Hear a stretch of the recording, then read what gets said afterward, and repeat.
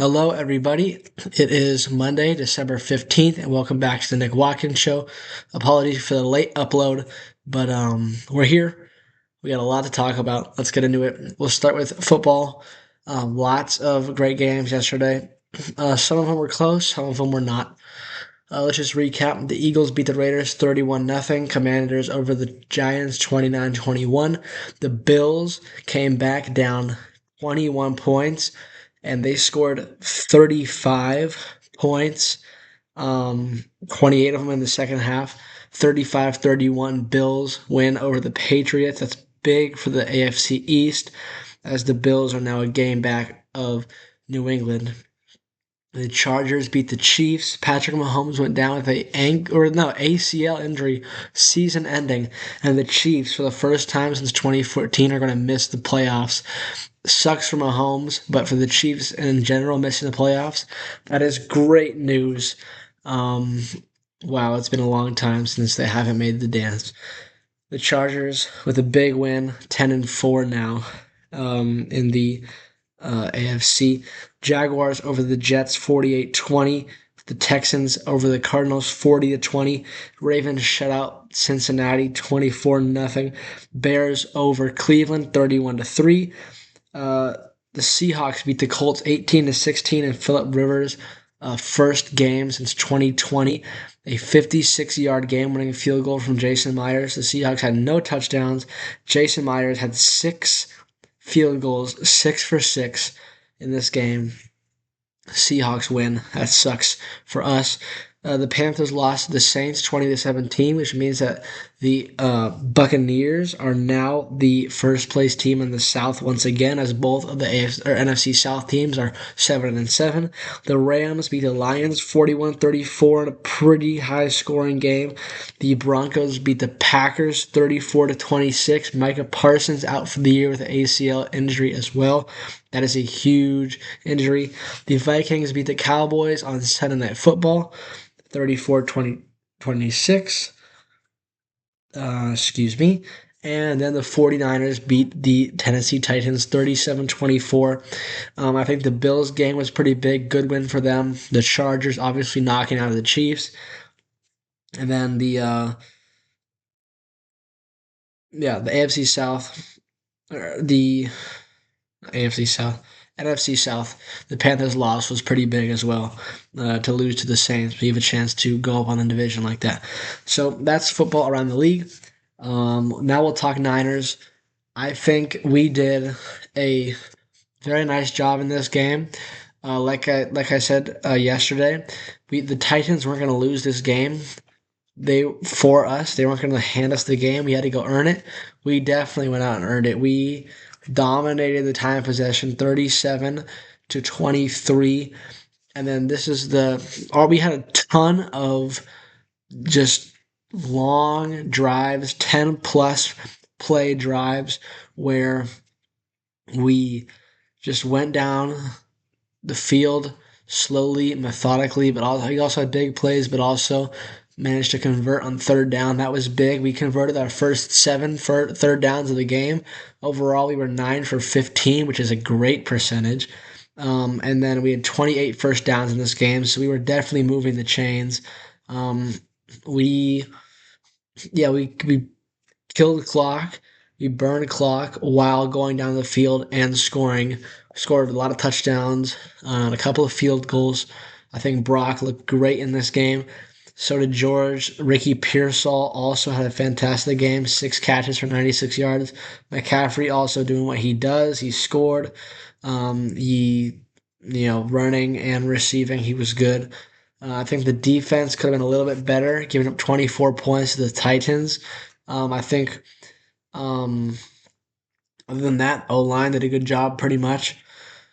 I'm very happy with this win. Obviously, it could have been a little bit better, but we scored 37 points, which is great. You got to take it with a grain of salt, though, because it is the Titans, and next week will be a much tougher test. But I'm very happy about this win for the 49ers. So great job there, guys. Tonight, Dolphins-Steelers. That game is already going on. Steelers need to win this game in order to stay in first place sole possession of first place in NFC North. And the Dolphins are trying to keep their playoff hopes alive with a win. So now we will talk about the Sharks. No, we don't have to talk about the Sharks. We're actually not going to talk about the Sharks. Their next game is tomorrow. We will, however, talk about the Golden State Warriors, who sold. Quite frankly, it's just the best way to put it. The Warriors lost last night, 136 to 131 to Portland for the third time this season. Steph Curry, he had 39 points 3 days ago against Minnesota, and we lost. And last night, he outdid himself. 48 points, 12 made threes on 61% shooting. He was 12 for 19 from three. He had 48 points and he only took free throws, of which he made all of them. And we lost this game. And I don't understand how that happens. I don't know whose fault it is, who to blame for this. You obviously can't blame Steph because he's balling out of his mind. And here we are. I mean, Pajemski had 33 minutes and he had 12 points, 7 rebounds, 6 assists. I mean, it's a solid game, but I mean, 33 minutes, this guy's playing almost as many minutes as Steph and Jimmy Butler. And speaking of Jimmy Butler, 16, 7, and 4. I mean, I know he's playing the team game and he's being the Robin to Steph's Batman, but sometimes Robin's got to stop some crime too. I'm not blaming Jimmy Butler. I'm not sure who to blame. Is it Steve Kerr? Is it the coaching? Is it the supporting cast around him? Because something is wrong here. We are 13 and 14, and somehow we're still 8th in the West. I mean, the Grizzlies are kind of hot right now. They're a game behind us. The final guaranteed playoff spot in the Western Conference is the Timberwolves. We are 4.5 games back of them. It's just I don't understand why the Warriors are not playing like the Warriors should be playing. It's absurd. And it's where Steph Curry, like I've said before, Steph Curry, Jimmy Butler, and Draymond Green, these three players that are probably our three best players, only have 2 years left on their contract, and probably for some of them in them, basketball wise. This is probably going to be over after 2 years, and this is the first year of the 2 years, and we are wasting Steph Curry's outstanding play because we can't do anything about it. I'm honestly not sure. Um,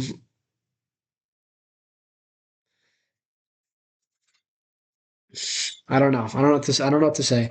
Is it because I'm not watching the game? Is the blame because of on Comcast for not and Xfinity for not letting me watch the freaking games? I don't know. We're sorting that out. YouTube TV is on the way. Screw Comcast, man. It's ridiculous. Not letting me up in the price for NBC Sports Bay Area again. Like, come on, guys. What are we doing here?